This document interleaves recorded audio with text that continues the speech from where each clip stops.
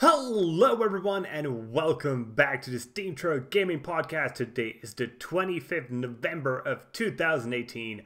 My name is Kralizec and I will be one of your two hosts for the evening. The second host is Tygergamer. Hey Tiger, how you doing? I'm doing excellent. How about you?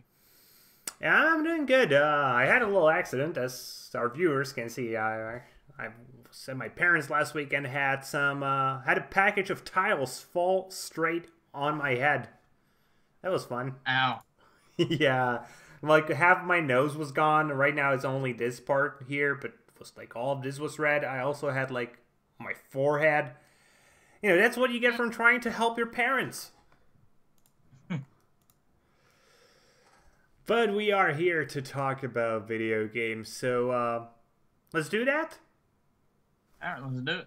Okay, well, let me actually start this week. So, last week was sort of boring in terms of games, to be honest. It really wasn't anything that really excited me. So, I actually got to play a game that came out 2 weeks ago called Bad North.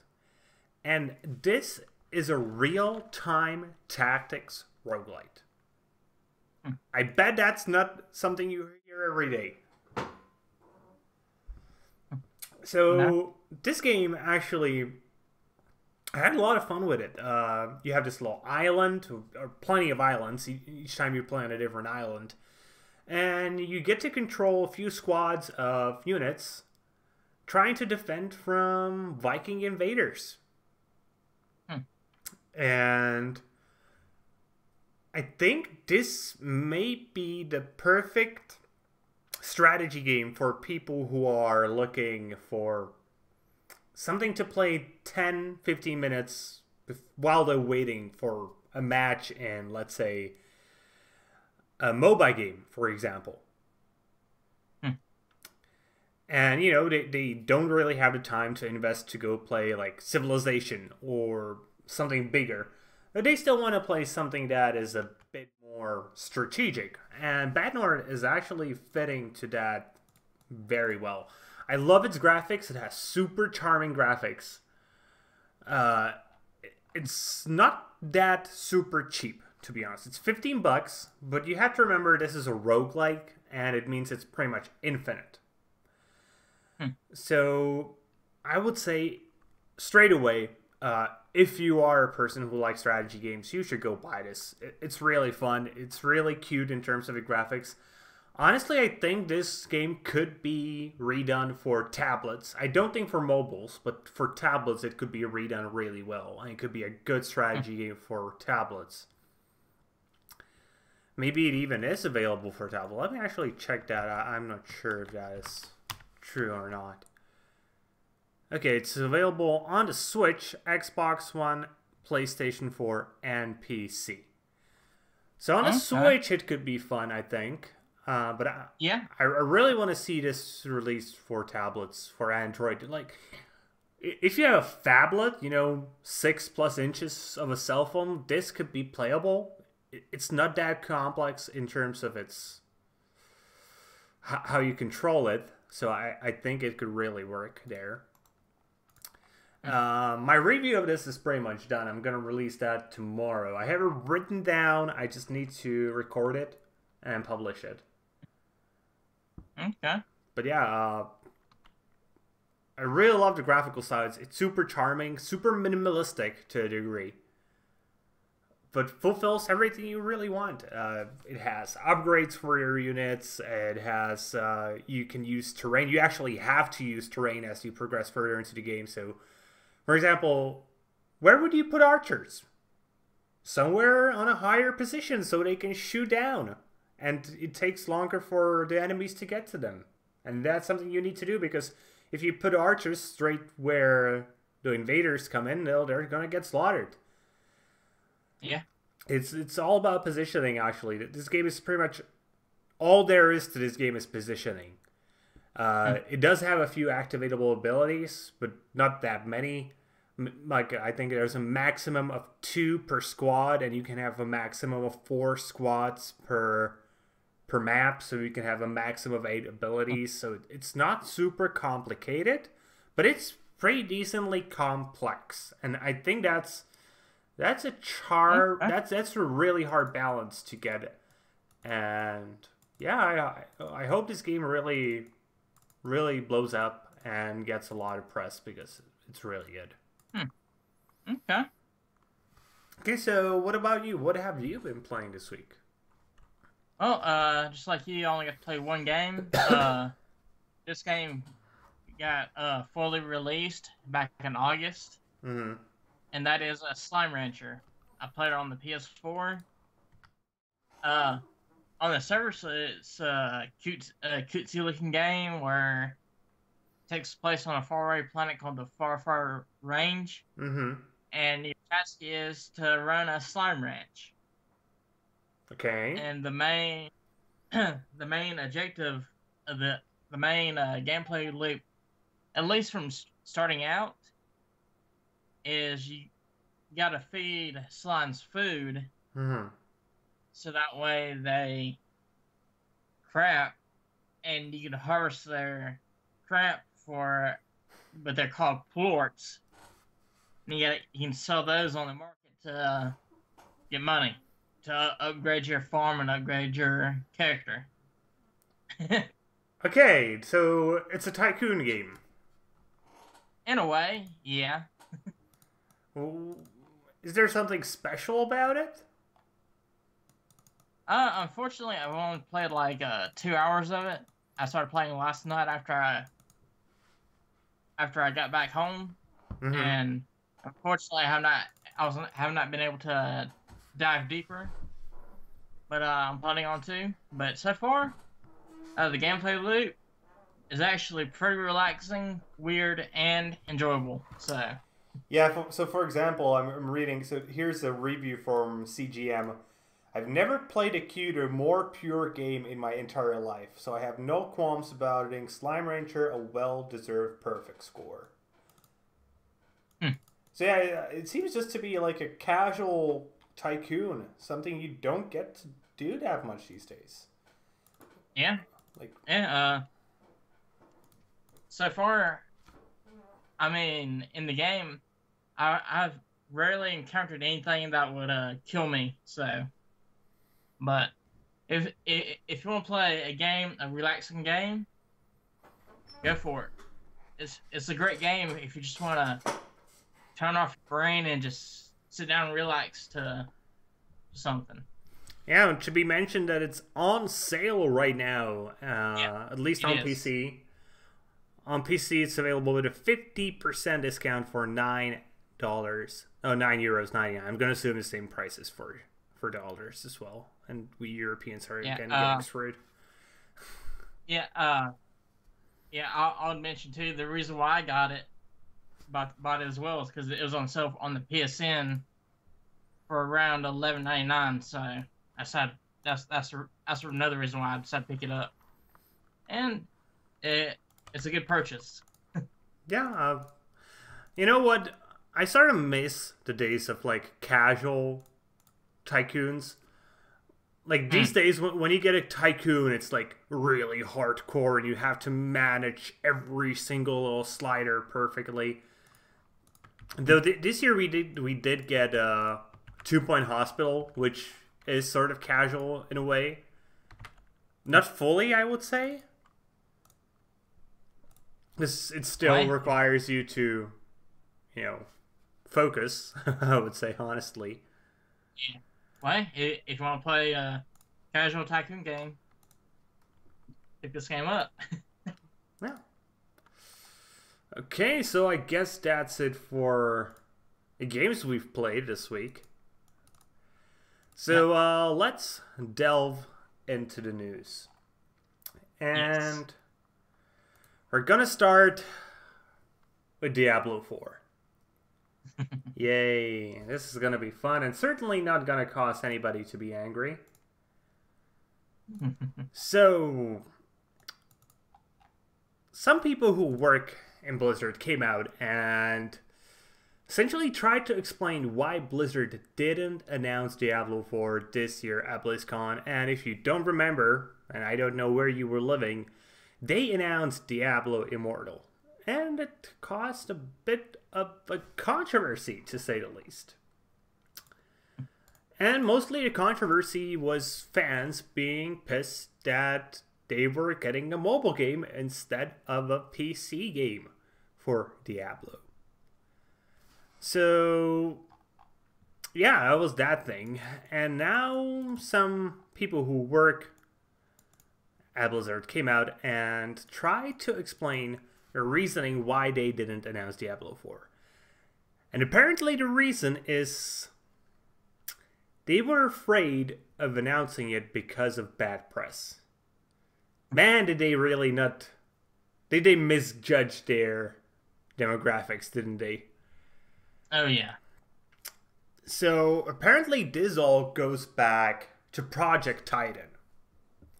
If you guys don't remember, Project Titan was a code name for a new generation of an MMO that Blizzard started developing somewhere, was it 2008, 2007? Something like that. Yeah.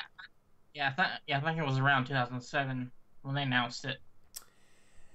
And back then, everybody was just super hyped because, you know, World of Warcraft was the biggest game ever at that time. And people were like, oh, we're going to get a new MMO from Blizzard. Oh, it's going to be amazing. Well, back in 2013, Titan was cancelled. Part of the team that worked on Titan was switched to Overwatch, and we know Overwatch was a big-ass hit. But still, Titan became sort of a black sheep for the Blizzard games.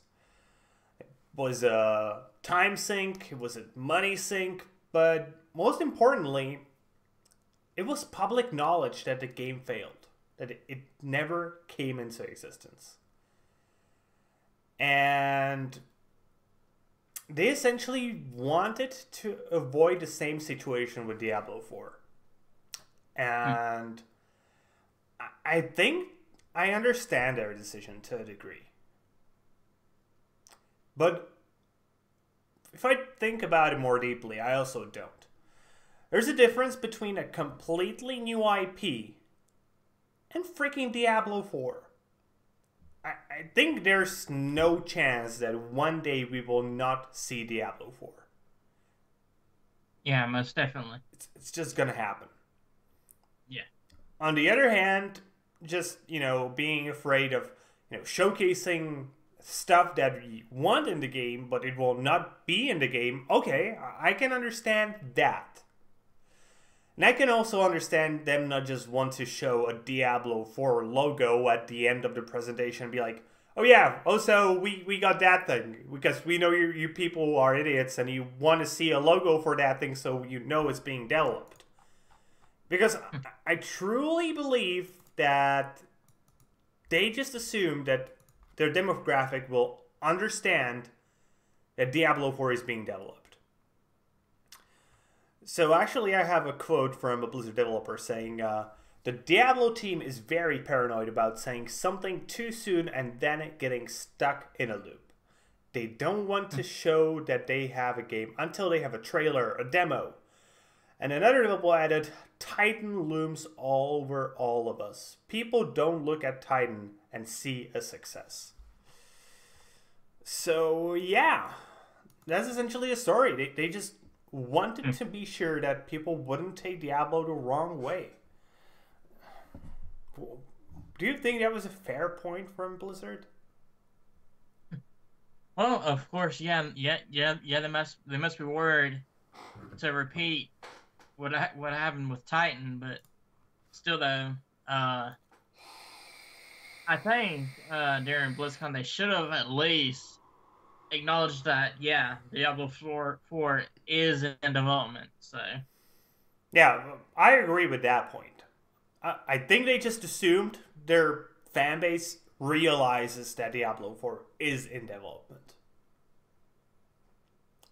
But sadly, it seems the fan base doesn't realize that. Even though it just seems like the most obvious thing ever. It's like, so what game is being developed, if I would have to guess? Probably a new FIFA, new NHL, new Madden, Diablo 4, a new Assassin's Creed. You know, it's just an IP that is so profitable, Blizzard is not going to not make it. It would be so dumb. Okay, moving on to other Blizzard news. This one is actually truly baffling. Like, what the fuck is Blizzard thinking on this one? So, we do know that Blizzard is working on mobile games for pretty much all of their IPs, as far as what they said.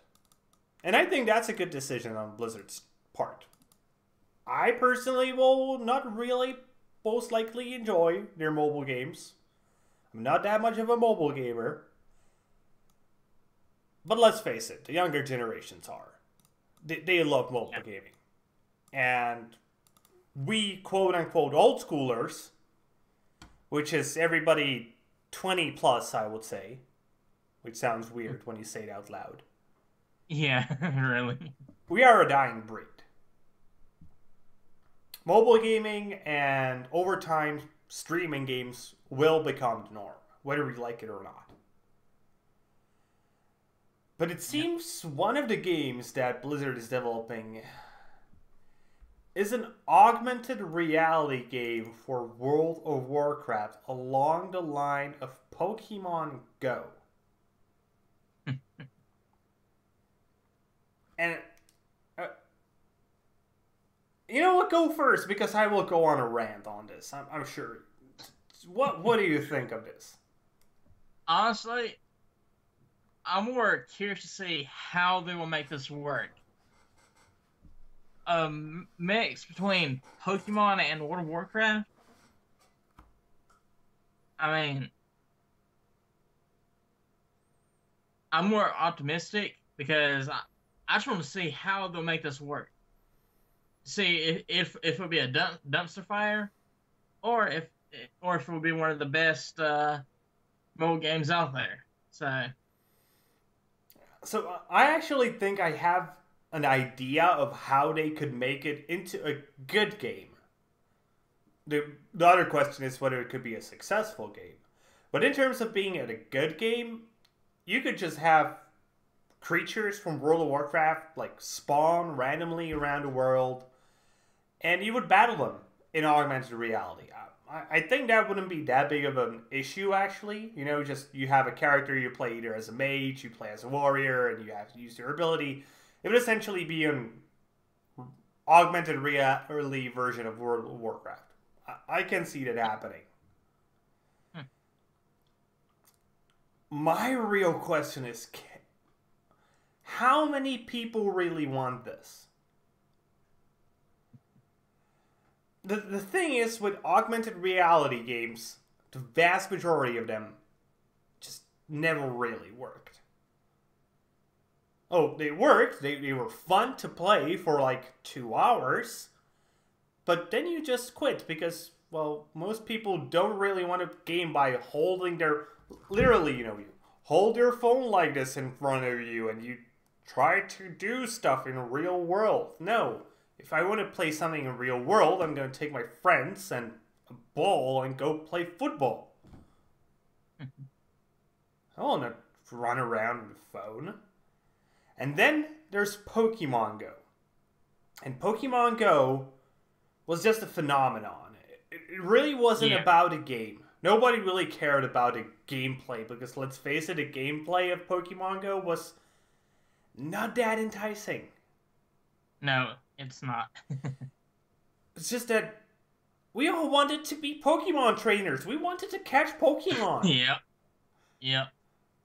I didn't play it for more than 2 hours because I got bored, but I know my sister played it for a long time. I have a few friends who still played occasionally. I know there's that one, like, grandpa somewhere in Japan who plays all the time and has, like, 11 phones, and he just goes around with his weird setup of 11 phones. Have you seen that? No, I have Oh, not. you should search that up, man. That's just crazy. But the thing I've is, heard of that. yeah, the thing is, I'm gonna actually, I think this is a conservative estimate. I think there's at least 2 billion Pokemon fans around the world. Yeah, everyone in Japan, pretty much everyone in Europe, pretty much everyone in America. That's 1 billion people alone. Then you have a ton of people in India, a ton of people in China, and a ton of people everywhere else. And I think that can easily add up to another billion. That's the reason why Pokemon Go was a success. Because it was Pokemon. And even if you got every 1,000th person to go and play Pokemon Go, that's still 2 million people. Yeah. With World of Warcraft, and here I'm actually going to be, I think, overly optimistic. I think there's a fan base of 50 million people tops. And that's, I think, overly optimistic. At the height of World of Warcraft, it was 12 million people playing it. Slightly over, if I remember correctly. And if you get even like more people, if you get every 100th person to go play, let's just call this World of Warcraft Go, that's just 500,000 people.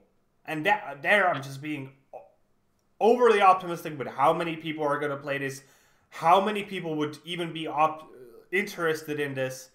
Realistically, I think this could like get 100,000 players. That's not enough for this kind of game to be a real success. No, it's not. So that's my rant. I just think this is not a game that people want. The fan base isn't big enough. And it will be a flop if it ever comes out to market. I will say one more thing. I think with what they saw with Diablo Immortal, if this thing was developed, there's a good chance it was cancelled. What do you think? Do you think we're going to see this? There might be a strong possibility that we will, and we might not. So, only time will tell.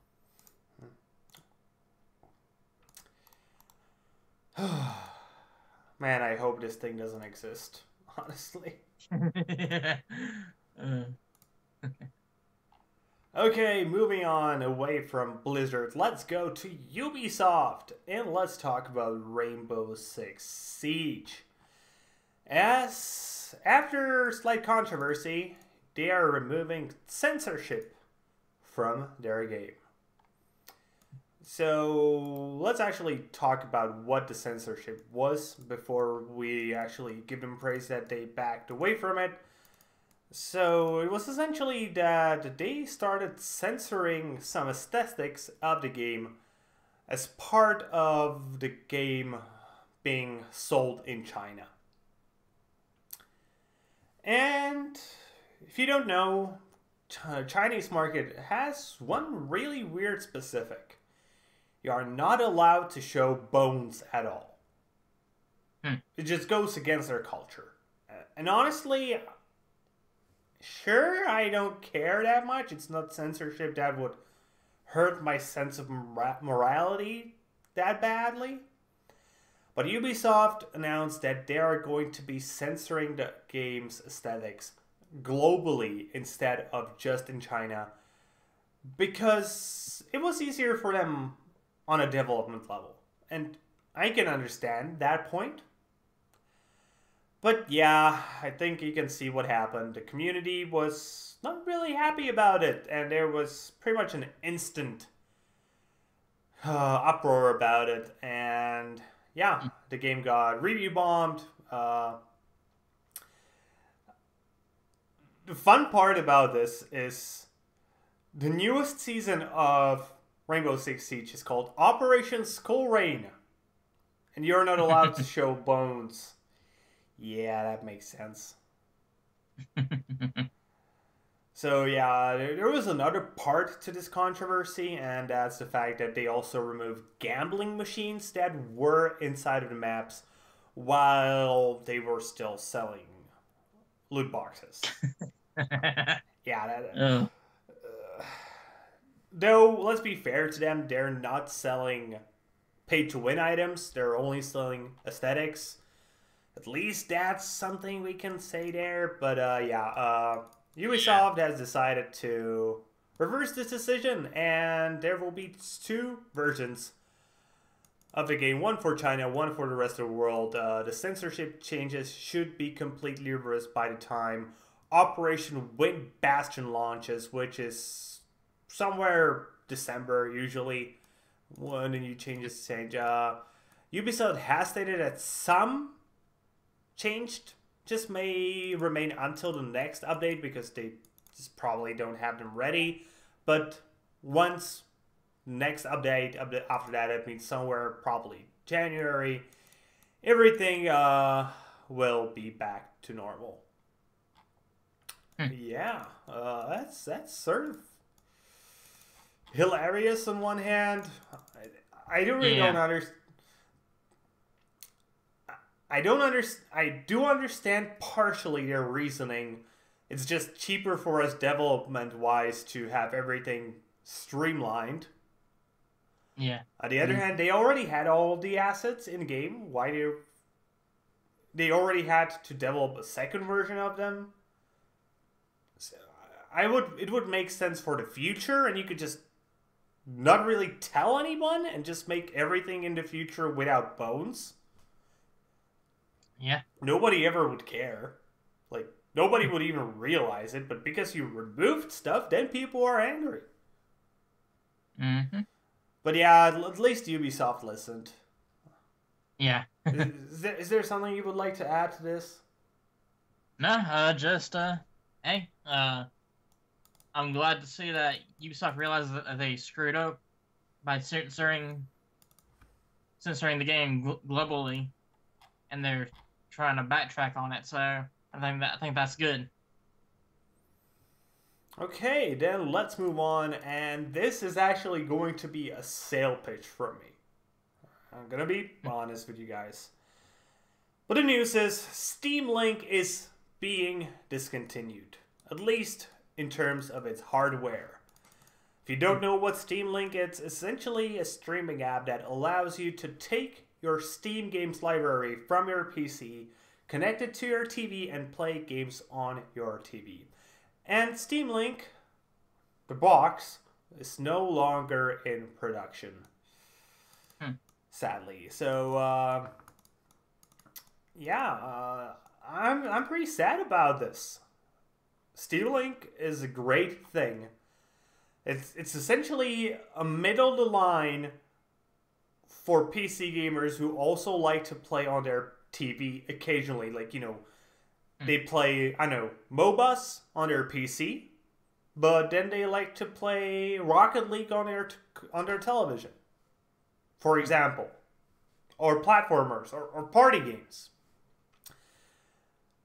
And it's also a great tool for anybody who already has a good gaming computer, or a computer that just is powerful already because they have to. Let's say they do some video editing, music editing, they're a coder, whatever.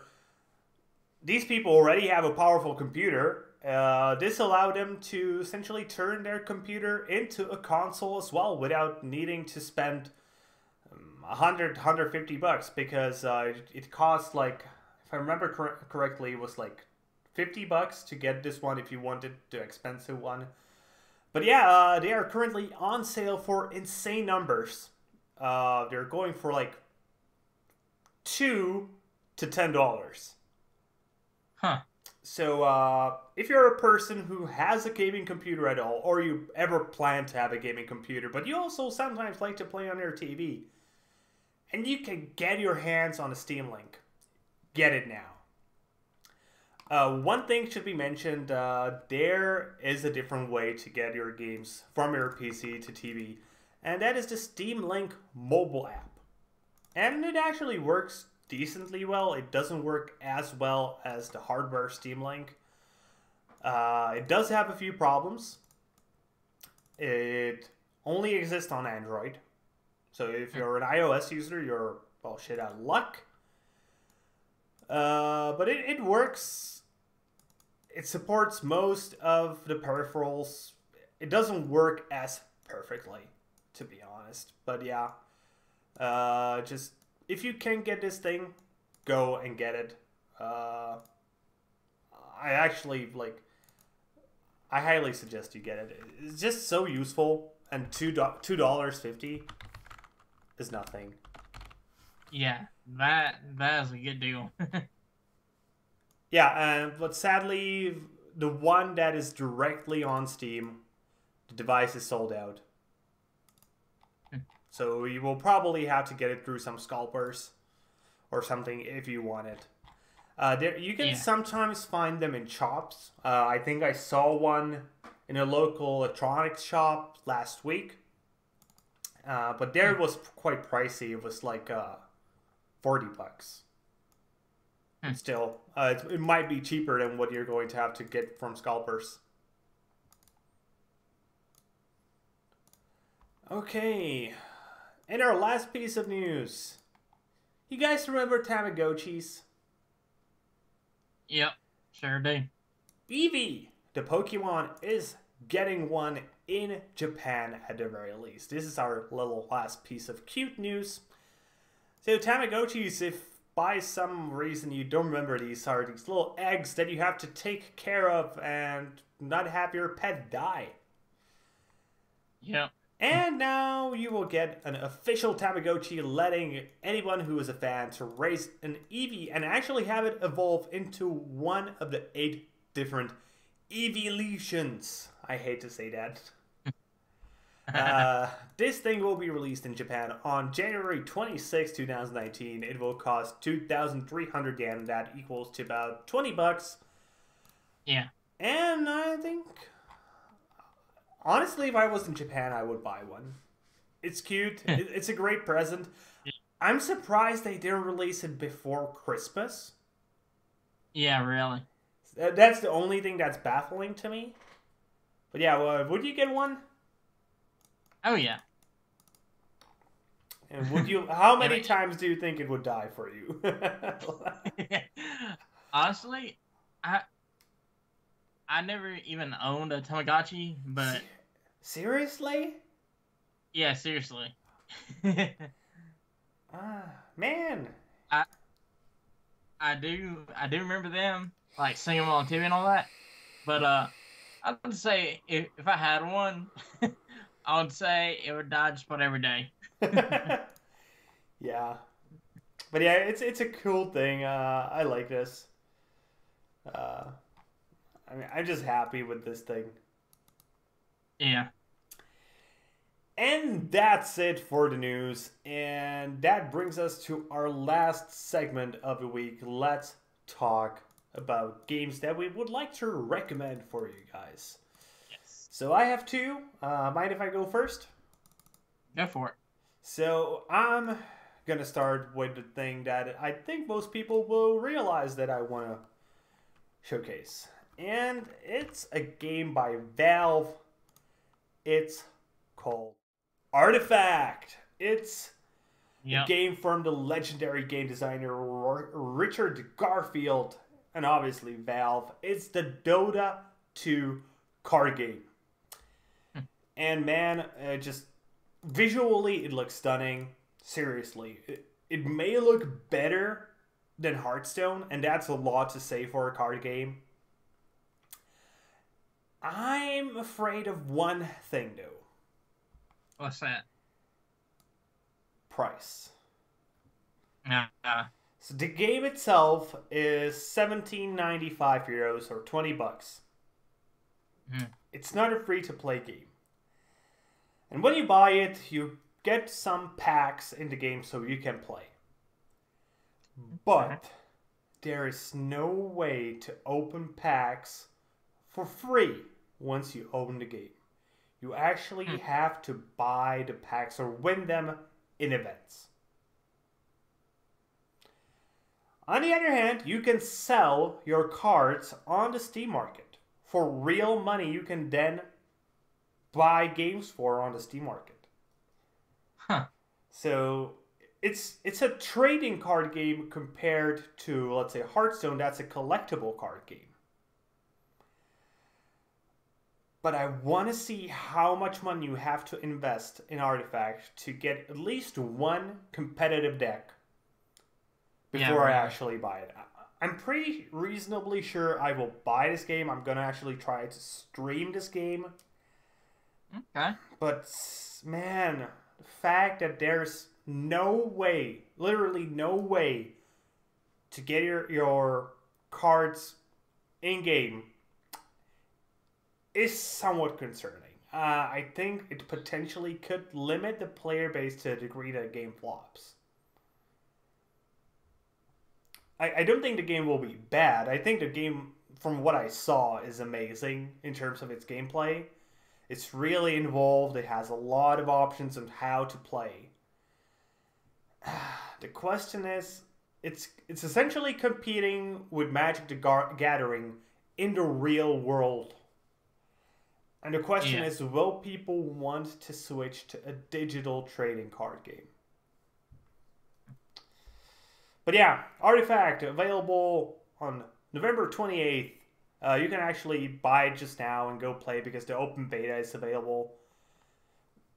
You get access to it once you buy it. But I'm still waiting to see how much money you have to spend on it on a more reasonable level. Yeah. Okay, what about you? What do you have to recommend? Well, I only got one game to recommend this week, and that is Darksiders 3. Oh, I was considering that for recommendations.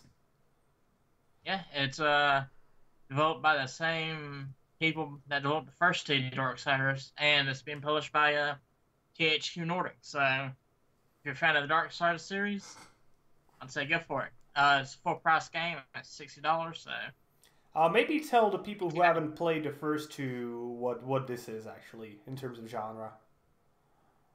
It's like a mixture between God of War, the old God of War, and Legend of Zelda. So a spectacle fighter RPG.